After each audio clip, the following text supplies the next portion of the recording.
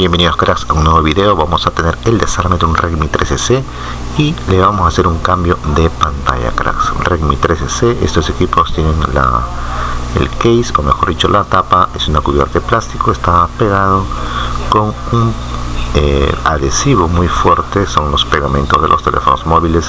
Para ello tenemos que calentar un poquito la tapa con un calentador o una pistola de calor. Cracks, seguidamente vamos a usar una espátula o una tipo gilet, pero flexible pero dura, para cortar el pegante. Solamente el filo vamos a hacer el corte, cracks, con mucho cuidado para no lastimar la tapa.